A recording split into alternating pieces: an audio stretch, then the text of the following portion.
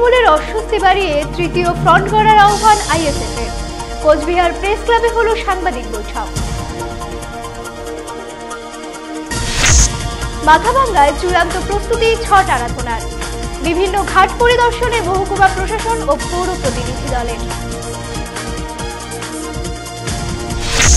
দীপাবলি শেষে ছট আরাধনা।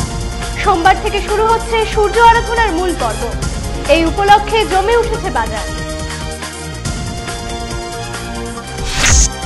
দীপাবলি শেষে কোচবিহারের দায়িত্বভার গ্রহণ করলেন নতুন এসপি সন্দীপ কাররা। শারদ দীপাবলির শেষে ছট আরাধনার প্রস্তুতি। শেষ পর্বের চূড়ান্ত প্রস্তুতি খতিয়ে দেখলেন কোচবিহার জেলার নতুন পুলিশ সুপার। তুফানগঞ্জেও হলো ঘাট পরিদর্শন। আইপিটিএ কর্মীদের নিয়ে হলো সম্মেলন। সংস্কৃতির প্রসারে এই সংগঠন নিজস্ব ঘরানায় কাজ করে যাবে বলে সিদ্ধান্ত গ্রহণ করা হয়।